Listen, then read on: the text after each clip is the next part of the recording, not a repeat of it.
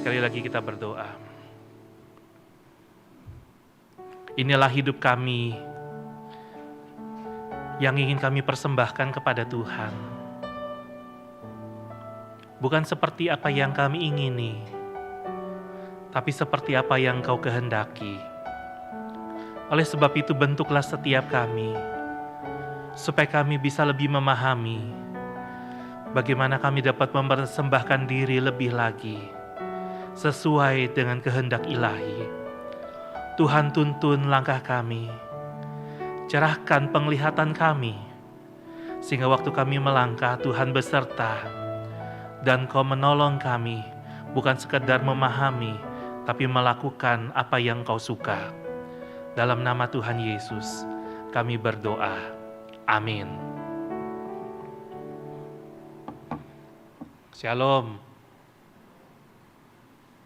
Kurang kedengerannya kalau dari atas ya. Shalom. Nah, begini baru berasa ada kehidupan ya. Apa kabar jemaat yang dikasih oleh Tuhan? Puji Tuhan ya. Puji Tuhan, kalau hari ini kita bisa beribadah sama-sama, bisa dengerin firman Tuhan sama-sama. Saya akan menyampaikan satu tema, yaitu makna persembahan dan persepuluhan.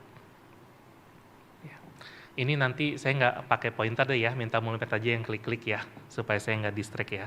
Saya akan bacakan beberapa bagian Alkitab, ya kita bisa lihat di layar ya, ini diambil dari terjemahan baru edisi yang kedua.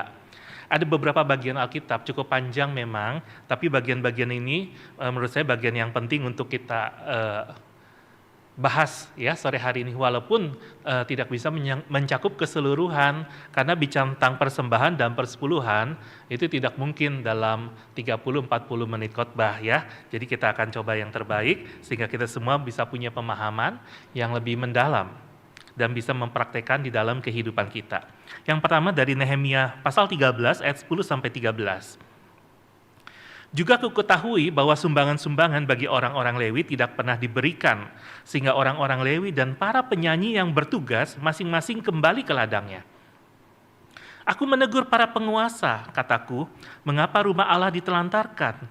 Lalu aku mengumpulkan orang-orang Lewi dan menempatkan mereka kembali pada tempatnya. Semua orang Yehuda pun membawa lagi persembahan persepuluhan berupa gandum, anggur, dan minyak ke perbendaharaan. Aku mengangkat Imam Selemia dan Sadok, seorang ahli kitab, serta Pedaya, seorang Lewi, sebagai pengawas perbendaharaan. Sedangkan Hanan bin Sakur bin Matanya diperbantukan kepada mereka, karena orang-orang itu dianggap setia. Mereka diserahi tugas untuk mengurus pembagian kepada saudara-saudara mereka. Ini konteks Nehemia adalah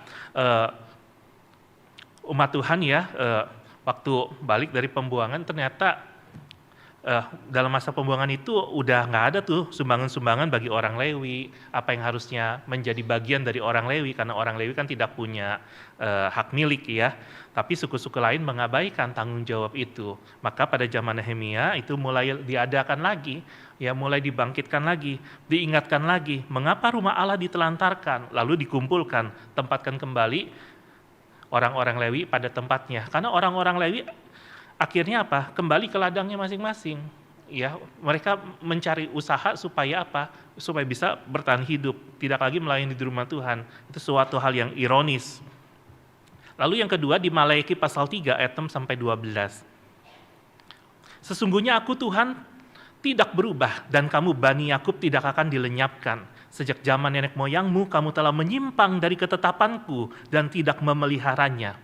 Kembalilah kepadaku, dan aku akan kembali kepadamu, firman Tuhan semesta alam. Tetapi kamu berkata, bagaimanakah kami harus kembali? Bagaimana mungkin manusia menipu Allah? Nyatanya kamu menipu aku. Tetapi kamu berkata, bagaimana kami menipu engkau? Dalam hal persembahan persepuluhan dan persembahan khusus. Kamu telah kena kutuk, tetapi kamu masih menipu aku, hai kamu seluruh bangsa. Bawalah seluruh persepuluhan itu ke dalam rumah perbendaharaan, supaya ada persediaan makanan di baitku. Ujilah aku, firman Tuhan semesta alam. Apakah aku tidak akan membukakan bagimu tingkap-tingkap langit dan mencurahkan berkat kepadamu sampai berkelimpahan? Aku akan menghardik bagimu belalang pelahap, supaya tidak dihabisinya hasil tanahmu, dan supaya pokok anggur di padang tidak gagal berbuah bagimu, firman Tuhan semesta alam. Segala bangsa akan menyebut kamu berbahagia, sebab kamu akan menjadi negeri kesukaan, firman Tuhan semesta alam. Malaki pasal 3, tentang apa yang menjadi kehendak Tuhan, dan bagaimana ya umat Tuhan didapati apa? Mereka menipu Tuhan. Ya.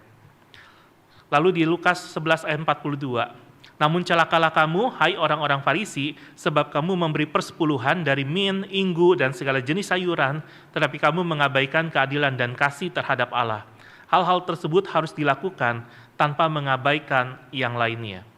Jadi di Injil Lukas diberikan teguran orang-orang Farisi, karena mereka memang memberikan persepuluhan, tapi mengabaikan keadilan dan kasih terhadap Allah. Jadi ada yang dilakukan, yang satunya lagi tidak dilakukan, yang lainnya diabaikan. Di Ibrani 7 ayat 8, di satu pihak, manusia-manusia fanalah yang menerima persepuluhan, sedangkan di pihak lain, yang menerima persepuluhan adalah dia yang tentang dirinya diberi kesaksian bahwa dia hidup. Ibrani menekankan bahwa memang di satu pihak, terkesan manusia fana yang menerima persepuluhan, tapi di pihak lain yang menerima persepuluhan adalah dia, yaitu apa? Kristus, ya, yang diberi kesaksian bahwa dia hidup. Nah, sedemikian jauh pembacaan firman Tuhan. Memang kalau tema persembahan dan persepuluhan ini kan tema yang sensitif ya buat orang Kristen ya, karena banyak orang Kristen berpikir tema ini adalah UUD. Apa itu UUD? UUD itu apa? Ujung-ujungnya duit, betul? Wah, bicara duit lagi nih, betul ya? Tapi hari ini, saya bukan cuma mau sekedar bicara tentang duit, saya mau bicara tentang hidup kita, bicara tentang hati kita. Ya. Nah sekarang saya mau tanya dulu, ini survei ya, jangan merasa tertekan ya dengan survei ini ya, jangan juga merasa, kalau nggak angkat tangan nanti kurang rohani ya, atau nanti ketahuan ya. Siapa yang setia memberikan persembahan persepuluhan kepada Tuhan?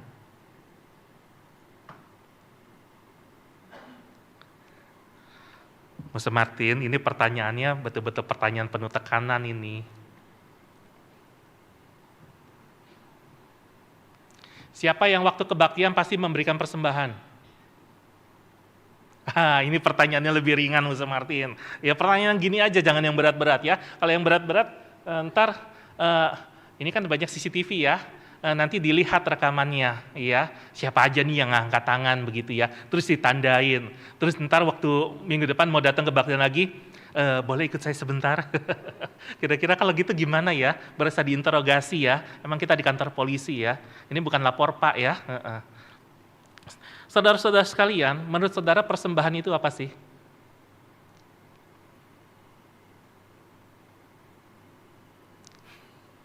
Apa itu persembahan? Persembahan bisa dimengerti sebagai sebuah tindakan atau proses memberikan sesuatu dengan sukarela kepada Tuhan. Dalam konteks Kristen, persembahan seringkali merujuk pada pemberian harta atau pemberian diri kepada Tuhan sebagai tanda penghormatan, ketaatan, atau rasa syukur. Di Roma pasal 12 kan dikatakan, demi kemurahan Allah aku menasihatkan kamu supaya kamu mempersembahkan hidupmu sebagai persembahan yang hidup, yang kudus, yang berkenan kepada Allah. Itu adalah ibadahmu yang sejati.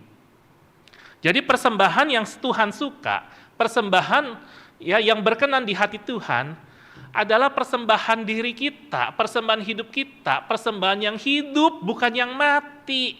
Dan dikatakan waktu kita mempersembahkan hidup kita kepada Tuhan sepenuhnya, maka itu menjadi ibadah yang sejati. Ibadah adalah setiap detik kehidupan kita di hadapan Tuhan.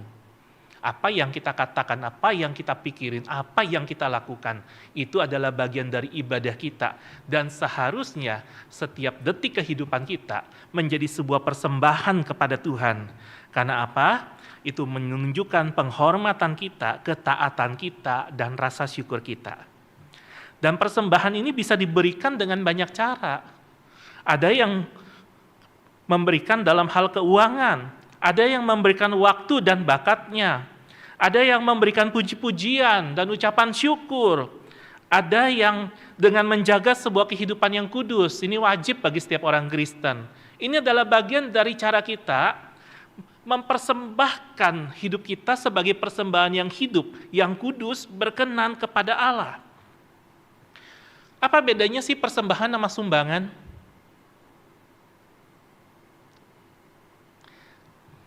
Apa bedanya persembahan sama sumbangan? Persembahan kita berikan kepada pihak yang lebih tinggi. Sumbangan kita berikan kepada pihak yang lebih lemah. Sekarang udah ngerti bedanya ya. Kalau sama Tuhan, kita kasih persembahan atau sumbangan? Persembahan.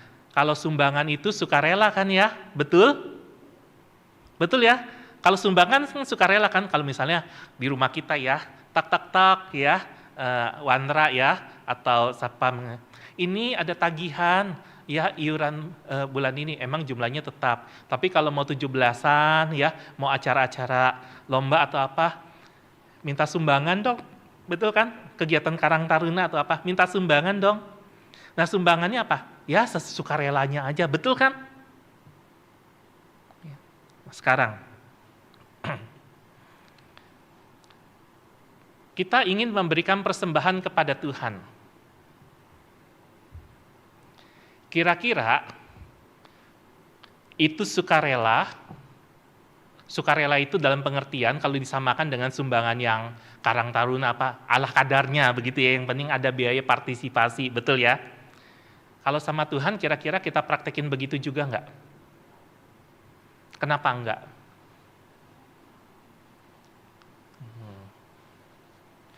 Kenapa enggak? Ya kan? Kan kalau sama itu mah biaya partisipasi ya kan? Yang penting kan kita ikut meramaikan, walaupun kita nggak ikut lombanya, ya paling nggak kita ikut partisipasi lah ya. Sekarang sama Tuhan, kita gitu juga nggak? Harusnya jawabannya apa? Enggak. Kenapa? Emang Tuhan perlu sumbangan kita? Kita yang perlu sumbangannya Tuhan. Betul? Kalau Tuhan perlu sumbangan kita, berarti Tuhan ada di pihak yang lebih lemah. Jadi dia bergantung kepada kita untuk mendapatkan apa yang ia ingini. Kita penguasanya, Tuhan hambanya. Tapi kalau mau jujur, yang sering kita lakukan yang mana Bapak Ibu? Tuhan penguasanya, kita hambanya, atau kita penguasanya, Tuhan hambanya?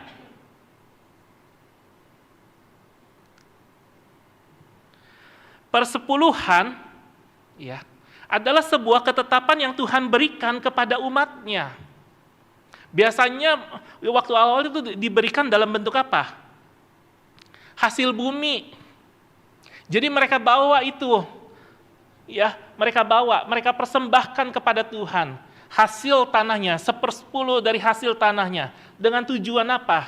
Untuk orang-orang Lewi, untuk suku Lewi, untuk kehidupan mereka, dan supaya ibadah dan perayaan di rumah Tuhan itu dapat berjalan dengan baik. Dan juga tahun-tahun tertentu itu diberikan kepada orang miskin. Ini konteksnya. Namun karena itu tersebar di banyak tempat, ya, maka kadang-kadang dijual dulu. Udah dijual, hasil uangnya dibawa. Lalu dibelikan apa yang menjadi kebutuhan. Dan terkait dengan orang-orang miskin, mereka membuka pintu rumahnya untuk menjamu mereka makan bersama. Ini konsepnya. Hati yang bersyukur untuk anugerah Tuhan, hati yang bersyukur karena cinta kasih yang daripada Tuhan, itu membuat kita punya hati yang rela berbagi dan mempersembahkan kembali kepada Tuhan apa yang menjadi miliknya. Oleh sebab itu, ya, persepuluhan itu yang pertama, itu milik Tuhan, bukan milik kita. Kita ulangin sama-sama ya. Persepuluhan itu milik Tuhan, bukan milik kita. 1, 2, 3. Persepuluhan itu, ya sayup-sayup ya. Kadun, ntar nih kalau udah ngomong udah dicatat sama malaikat nih. Ya ntar ditagih tuh. Kata lu ya waktu itu ya di gereja ya disuruh ulangin Musa Martin tuh ya. Katanya tuh persepuluhan tuh milik Tuhan bukan milik kita. Kan udah ngomong walaupun ngomongnya tipis-tipis. Nih gua udah catat kata malaikat. Bapak ibu saudara yang dikasih oleh Tuhan, persepuluhan adalah milik Tuhan bukan milik kita. Segala sesuatu dalam hidup kita itu miliknya siapa? Miliknya Tuhan. Ada yang bilang, enggak, bukan punya Tuhan, itu punya saya. Enggak ada kan? Kita semua yang ada dalam ruangan ini yakin dengan sungguh-sungguh, yakin dengan sepenuhnya bahwa apa? Bahwa segala sesuatu dalam hidup kita adalah miliknya Tuhan, bukan milik kita. Tuhan yang punya, terus Tuhan kucurin, Tuhan titipin, supaya kita jadi pengelola. Apa bedanya pengelola sama pemilik? Pemilik berkuasa penuh, pengelola wajib mengembangkan dan mempertanggungjawabkan. Ini kita mulai konsep yang sederhana dulu aja. Ya sebelum nanti kita bicara, kenapa kasih persembahan, kenapa kasih persepuluhan. Kita mulai dari konsep dasarnya dulu, bahwa ini adalah milik Tuhan, bukan milik kita. Segala sesuatu dalam hidup kita adalah miliknya Tuhan, yang Tuhan percayakan kepada kita untuk kita kelola. Nah berdasarkan konsep ini, berdasarkan dasar ini, maka kita memahami dan mengerti bahwa sebetulnya bukan Tuhan yang bergantung pada belas kasihan kita untuk memberi kepadanya. Sesungguhnya kita yang bergantung kepada Tuhan. Karena segala sesuatu yang kita nikmati dalam hidup ini, itu adalah pemberiannya Tuhan. Itu adalah titipannya Tuhan. Itu adalah anugerahnya Tuhan. Jadi sesungguhnya, waktu kita nanti memberikan persepuluhan kepada Tuhan minggu depan kan minggu pertama ya. Waktu kita memberikan persembahan apapun bentuknya, kita memberikan persepuluhan apapun bentuknya, maka sesungguhnya itu menjadi sebuah ingatan dan kesadaran bahwa apa yang aku persembahkan, apa yang aku kembalikan kepada Tuhan, ini sebetulnya bukan milikku. Ini semuanya milik Tuhan. Dan Tuhan beranugerah, Dia mempercayakannya kepadaku, sehingga aku bisa menjadi seorang pengelola. Dan sekarang, karena Tuhan memberikan hikmat bijaksana, Tuhan menolongku untuk menjalani sebuah kehidupan yang diberkati olehnya, maka aku mengembalikan sebagian yang menjadi milik Tuhan. Milik Tuhan, bukan milik kita, termasuk nafasmu. Itu punya Tuhan. Tapi kadang-kadang ada manusia tuh banyak sombong. Baru punya ini, baru punya itu, merasa udah punya segalanya. Udah punya seluruh dunia. Atau yang ekstrim daripada itu. Merasa nggak punya apa-apa. Tapi lupa bahwa sebetulnya Tuhanlah gunung batuku, bagianku sampai selama-lamanya. Kadang-kadang manusia terjatuh pada dua ekstrim yang saling bertolak belakang kan. Yang satu merasa begitu memiliki, yang lain merasa tidak ada memiliki. Padahal ada satu bagian yang tidak pernah berlalu dalam hidup kita sebagai orang percaya. Itu iman percaya yang Tuhan anugerahkan, keselamatan yang Dia berikan, jaminan hidup kekal yang Dia berikan. Namun saudara-saudara yang kasih oleh Tuhan, seringkali milik Tuhan itu kita anggap milik kita, sehingga pengelolaannya pun menurut hikmat dan kebijaksanaan kita. Cara kita mengembalikannya kepada Tuhan pun mungkin seringkali ada banyak hitung-hitungan.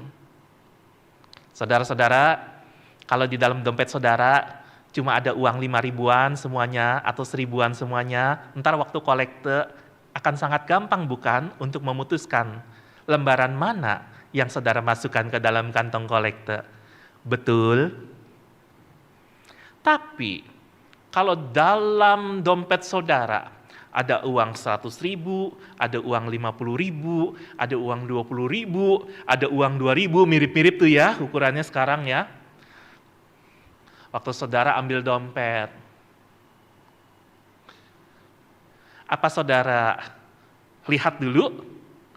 Atau saudara dengan yakin, uang yang aku cabut adalah yang aku persembahkan kepada Tuhan? Pas sudah selesai, ke toilet dulu. Lihat dompet. Ya, yang 100 ribu yang diambil. Padahal milik Tuhan, bukan milik kita. Tapi sama Tuhan kita hitung-hitungan. Padahal Tuhan gak pernah hitung-hitung tuh. Misalnya Tuhan hitung-hitung sama saya begini ya.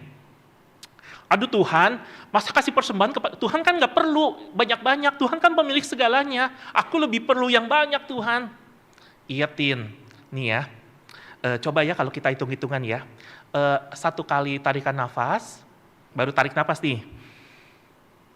Ya 1.000 deh ya, nggak usah mahal-mahal Tin nama lu ya. Kan kalau nama saya kan biasanya panggil Martin Tin ya. 1.000 aja deh, itu baru tarikan nafas loh. Nanti waktu buang nafas 1.000 lagi. Diskon lah Tuhan, ya deh diskon 50%, 500 aja ya. Jadi sekali tarik sama buang 1.500 ya. Nah dalam waktu 1 menit berapa kali tarikan napas sama buang napas tuh? Dalam 1 jam berapa tuh? Ya, dalam 1 hari berapa tuh? Seminggu berapa tuh? Sebulan berapa tuh? Setelah dihitung-hitung, tekor nih. Saya berhutang dong, betul? Hidup kita adalah sebuah hutang yang telah Tuhan bayar dengan darah yang tercurah di atas Kalvari. Nggak ada lagi yang bisa bayar. Ngerti maksud saya ya? Segala sesuatu dalam hidup kita adalah miliknya Tuhan, bukan milik kita. Yang kedua, wujud syukur dan kasih kita kepada Tuhan. Iya. Apakah engkau bersyukur punya Tuhan Yesus sebagai Tuhan dan Juru Selamatmu secara pribadi, saudara-saudara? Apakah engkau bersyukur? Puji Tuhan. Puji Tuhan karena ada Tuhan Yesus yang mau mati bagi dosa kita, yang menghapus segala dosa kita dan pelanggaran kita, menjadikan kita ciptaan yang baru, memulihkan kehidupan kita, sehingga kita hari ini boleh ada sebagaimana kita ada. Apakah kita bersyukur kepadanya? Apakah kita bersyukur bahwa dulu mungkin kita pernah mengalami masa-masa yang susah, masa-masa yang sulit, dan mungkin hari ini juga saudara mungkin masih sedang menghadapi pergumulan yang sulit itu. Namun saudara mengucap syukur kepada Tuhan, karena Tuhan sampai di sini, Engkau sudah menyertai aku, Engkau masih menyertai aku, Engkau banyak meluputkan aku, Engkau banyak membela aku, dan Engkau banyak menyatakan caramu yang indah dan luar biasa di dalam kehidupanku. Apakah itu yang pernah engkau alami, saudara-saudaraku? Kalau kita ingat kembali segala kebaikan Tuhan di dalam kehidupan kita, cara Tuhan yang indah untuk memelihara dan menjaga, tidakkah hati kita limpah dengan syukur? Kita baru masuk tahun 2024, ketika kita memandang tahun lalu, mungkin ada begitu banyak keluh kesah dan gelisah. Tapi bukankah kita juga menyaksikan cara Tuhan bekerja itu indah dan luar biasa. Ada waktu-waktu di mana aku tak kuat, aku tak berdaya, namun kuasa Tuhan yang sempurna, mujizatnya nyata, kita alami di dalam kehidupan kita. Betul kan? Dan kalau engkau masih bertahan, berdiri tegak sampai hari ini, kita yakin kan bukan karena kekuatan kita kan? Tapi karena ada anugerah Tuhan yang menopang. Tuhan tahu kelemahan kita. Tuhan tahu keterbatasan kita. Tuhan tahu tidak berdayanya kita. Dan Dia tidak biarkan kita berjalan seorang diri. Dan ketika kita merenungi cinta kasih Tuhan yang indah itu, maka hati kita tidak akan melimpah dengan syukur. Dan waktu kita memberikan persembahan, waktu kita memberikan persepuluhan, itu harus menjadi wujud syukur kita. Karena apa yang kita alami bersama dengan Tuhan itu. Karena kasih-Nya yang kita alami dalam hidup. bagaimana Tuhan menjaga dan memelihara hidup kita. Cerita ini pernah saya sampaikan dalam banyak khotbah di masa yang lalu. Saya ingin mengutipnya sekali lagi. Saya berasal dari keluarga yang sangat sederhana. Masa-masa SD saya adalah masa penuh dengan kesusahan dan penderitaan. Almarhum papa saya bukanlah seorang ayah yang bertanggung jawab bagi keluarganya. Seringkali kami tidak punya cukup makanan. Beberapa kali saya bawa itu panci bakso yang segede gaban, ya. Dekat rumah ada yang jualan bakso, beli bakso yang bundarannya seperti segini, itu dipecah 4. Setiap orang cuma dapat 1/4-nya. Lalu minta kuahnya 1 panci. Dan di sebelahnya ada yang jualan gorengan. Beli gorengannya? Tentu tidak. Kita cuma minta remah-remahnya. Kan ada ampas bekas gorengan kan ya, keruk-keruknya ya. Itu yang diminta supaya bisa makan. Kadang-kadang nasi tinggal sepiring, yang makan 4 orang. Saya, koko saya, dan adik saya sama mama. Mama bikin bubur yang super encer, supaya kita bisa makan, walaupun mama sendiri tidak makan. Itu masa-masa kecil saya. Dulu masak nasi pakai dandang ya, ada keraknya yang hitam ya, itu saya makan pakai garam. Makan nasi sama kecap itu sudah biasa. Kalau ada kerupuk yang dihancurin, bisa diaduk sama nasi dan kecap itu rasanya jadi luar biasa. Kalau saya flashback, kehidupan saya di masa itu dan kehidupan saya di masa sekarang, saya mengucap syukur kepada Tuhan karena Tuhan pelihara dan jaga saya, kasih saya kekuatan dan kesehatan, membuat saya bisa bertahan. Dan sekarang secara berkala, saya suka makan kerupuk. Jadi kadang-kadang kerupuk itu saya hancurin, saya taruh di atas nasi, saya kasih kecap manis, saya aduk, dan saya makan.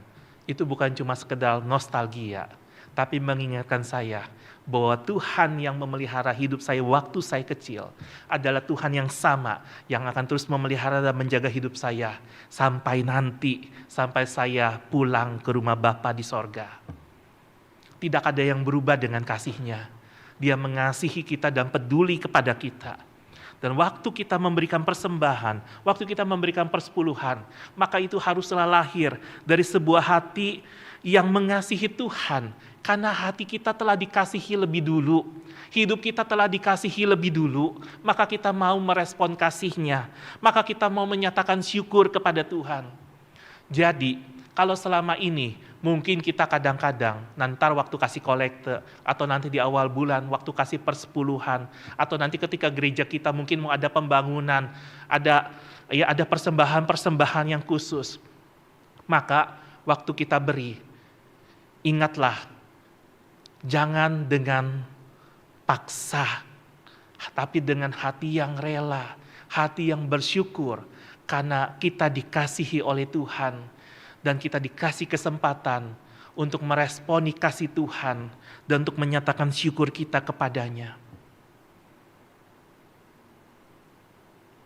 Wah, soal itu saya punya banyak pengalaman ya saudara-saudara ya, cuma waktunya kan gak cukup, jadi saya gak bisa cerita lebih lanjut tentang hal itu. Entah kalau setelah kebaktian mau ada yang tanya, tadi mau cerita tentang apa? Ntar saya ceritain. Sampai hari ini cerita Tuhan itu tidak pernah berhenti dalam hidup saya. Kadang-kadang amazing, ya, mengagumkan luar biasa. Ini selera humor Tuhan tuh luar biasa ya. Ada satu deh, ya, yang saya kasih contoh deh ya. Tahun lalu, 2 tahun lalu ya berarti ya, bulan Desember. Ini mau Natalan nih, pengen beli HT, ya, supaya asyar-asyar itu bisa ini. Kagak ada budget nih, ya. Saya bilang sama pengurusnya. Tanya, lihat di Tokopedia berapa harganya. Oh, harganya segini, dapat 4. Wah, lumayan juga nih ya. Oke lah, ya. Saya tuh kadang-kadang kalau hati saya terdorong, oke, beli. Udah beli, langsung tuh dikirimin ya, same day ya, pakai ojek gitu ya. Udah. Terus setelah sampai beberapa jam kemudian, itu jam 4 sore, karena kita kebaktian malam Natalnya itu jam 4 sore. Sebelum itu, saya bilang sama pengurus saya, tuh ya, waktu kita bersedia, waktu kita taat sama Tuhan, waktu kita mau meresponi kasih Tuhan, Tuhan gantiin. Bapak Ibu tahu, ya, dalam waktu beberapa jam, apa yang saya persembahkan kepada Tuhan itu dikembalikan dengan nilai yang sama. Bukan itu aja, banyak tuh ceritanya. Kadang-kadang saya nggak mengerti cara kerja Tuhan itu seperti itu. Tapi kadang-kadang waktu kita mau bersyukur, waktu kita mau meresponi kasih Tuhan, Tuhan buka jalan kok. Tapi Tuhan juga kasih hikmat loh, ya. Saudara tuh jangan mau dibodoh-bodohin. Ya, saudara tuh jangan mau dikibulin. Hari ini banyak gereja-gereja tempat lain ya, yang ngibulin jemaat. Serahkan dompetmu, kasarnya begitu kan. Kalau perlu berhutang, supaya engkau bisa kasih persembahan kepada Tuhan. Menurut saya itu mempermalukan nama Tuhan. Menurut saya itu mencobai Tuhan. Tuhan gak begitu galaunya kok. Dan Tuhan juga tidak terkesan waktu engkau memberikan persembahan dalam nilai yang besar. Lalu Tuhan bilang, oke, karena engkau memberikan persembahan yang besar, aku berkenan kepadamu. Enggak, Tuhan kita gak begitu. Orang dia yang punya segala sesuatu kok. Nafas hidup kita aja dia yang punya. Tapi sebagai orang-orang yang dikasih anugerah, maka kita mau menyatakan syukur kita, kasih kita kepada Tuhan. Dan itu adalah pergumulan masing-masing kita bersama dengan Tuhan. Tergantung relasi kita sama Tuhan bagaimana. Kalau relasi kita jauh sama Tuhan, ya mungkin kita akan kurang bersyukur. Kita akan cuma sekedar menikmati kehidupan sebagai milikku, bukan sebagai anugerahnya. Oleh sebab itu, persepuluhan adalah yang ketiga, wujud ketaatan kita kepada perintah Tuhan. Bawalah persembahanmu kepadanya. Khususkanlah itu bagi Tuhan. Dia sudah memberikan yang terbaik dalam hidup kita. Apa sih yang kurang dari apa yang Tuhan berikan? Tidak ada. Yang terbaik udah dia berikan, hidupnya buat kita. Sekarang, apa yang kita persembahkan kepada Tuhan? Apakah yang terbaik itu yang kita persembahkan kepadanya? Ini jemaat, ini kan kebaktian 4 ya. Ini jemaat kebaktian 4 ya. Saya yakin di antara jemaat yang duduk nih, yang setiap minggu datang ibadah nih, banyak yang bisa nyanyi, suaranya bagus-bagus. Apakah engkau mau mempersembahkan itu kepada Tuhan? Sebagai sebuah persembahan yang hidup, kudus, berkenan kepadanya. Banyak nih yang senyumnya ramah-ramah, semuanya senyumnya ramah-ramah. Bisa ngulurin tangan kan? Bisa senyum kan? Bisa bilang, Shalom. Bisa kan? Mau nggak saudara dipakai oleh Tuhan? Dan saudara mempersembahkan hidup saudara untuk melayani Tuhan. Dengan cara yang sederhana. Mungkin ada yang bisa main musik. Mungkin ada yang nggak berani di depan orang banyak, cuma bisa apa? Cuma bisa duduk, berlutut, lipat tangan, dan berdoa. Maka Tuhan juga bisa memakaimu menjadi pendoa-pendoa. Jadi tidak ada alasan untuk tidak mempersembahkan yang terbaik kepada Tuhan. Karena dia sudah mempersembahkan yang terbaik, dia memberikan yang terbaik bagi hidup kita, mencurahkan tubuh dan darahnya di atas Kalvari.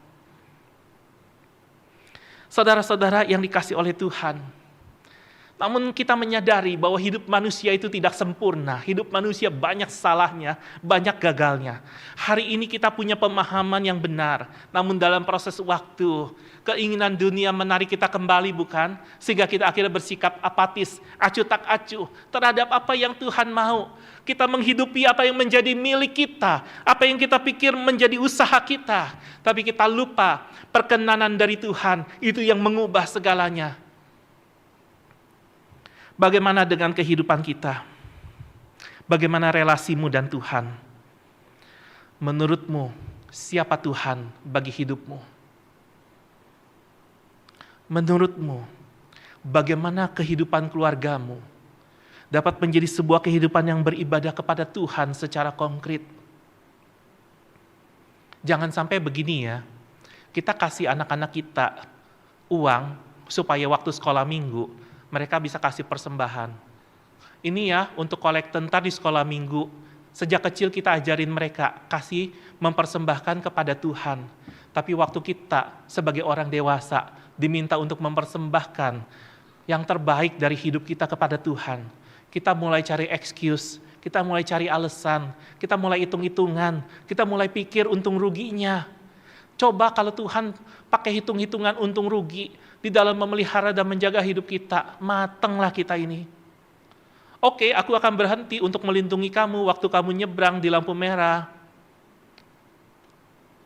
Oke, aku akan berhenti melindungi kamu dari kecelakaan yang fatal. Tapi kan kesannya kalau gini, Tuhan ngancem nih. Kalau aku nggak melakukan seperti yang Tuhan mau, Tuhan akan lalai menjaga dan memelihara hidupku. Tapi kan kita bersyukur ya, Tuhan kita nggak gitu ya. Kita walaupun bebal, tegar tengkuk, keras kepala, ya kadang-kadang susah dinasihatin, bilangnya iya padahal enggak, betul kan? Kadang-kadang kita suka begitu kan, jadi orang Kristen kan? Tapi Tuhan tetap kasih nafas enggak? Tuhan tetap pelihara enggak? Tuhan tetap berkati usaha kita enggak? Terus kita bilang gini, Tuhan, emang udah semestinya engkau lakukan itu. Kan emang tugasmu memelihara dan menjaga aku. Hihi, enak ya. Harusnya itu kan membuat kita malu ya. Dan itu menunjukkan Tuhan nggak pernah berubah kasihnya. Kita yang selalu berubah kasihnya. Kita yang selalu hitung-hitungan. Kita yang selalu pikir untung ruginya. Kita yang selalu pikir-pikir, kasih nggak ya, kasih nggak ya. Padahal apa? Tidak mungkin engkau akan persembahkan hartamu kalau hatimu saja engkau tahan-tahan untuk Tuhan.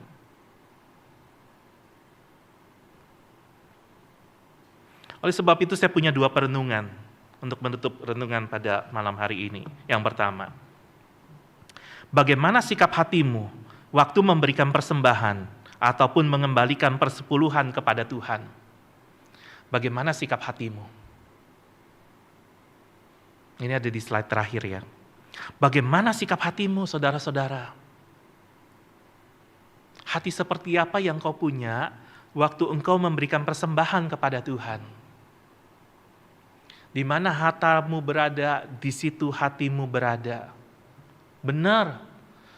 Waktu penghasilan kita ya 1 juta, kasih 100.000, masih oke lah ya, berat-berat dikit, tapi oke lah. Dan kita belajar mencukupkan diri kan? Betul? Tapi coba, waktu gajinya 1M, berapa perpuluhannya? 100 juta. Udah mulai mikir-mikir. Ini Moge dapat berapa ini ya?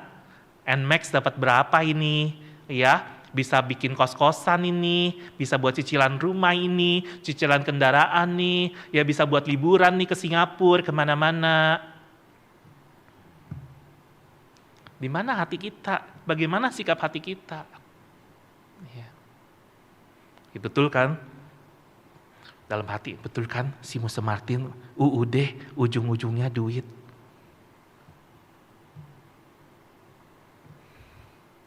Karena untuk apa yang kelihatan aja, itu bisa mencerminkan sikap hati yang tidak terlihat oleh manusia, namun bisa dilihat oleh Tuhan.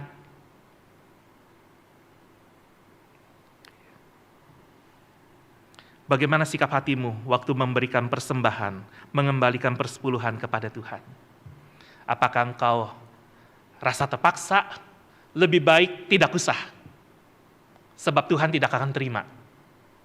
Ini saya bilang dengan terus terang ya, kalau engkau kasih dengan terpaksa kepada Tuhan, engkau beri persembahan kepada Tuhan dengan terpaksa, lebih baik engkau tahan dirimu, engkau tidak usah memberikan kepada Tuhan. Sebab waktu engkau memberikan, Tuhan tidak akan terima. Tuhan justru akan murka. Karena apa? Engkau bermain-main dengan anugerah. Ini bukan ancaman, Tapi lebih baik kita kasih garis yang jelas. Kalau mau memberikan persembahan, kasih dengan konsep yang benar. Kasih dengan sepenuh hati. Tapi kalau tidak memberi dengan sepenuh hati, lebih baik tidak usah. Tuhan juga nggak kecewa kok, lalu bilang, ya dia nggak kasih, ya dia nggak persembahan. Tuhan nggak gitu kok. Lalu yang kedua, apakah persembahan dan persepuluhan yang engkau berikan itu menunjukkan pengakuanmu dan kebergantunganmu kepada Tuhan?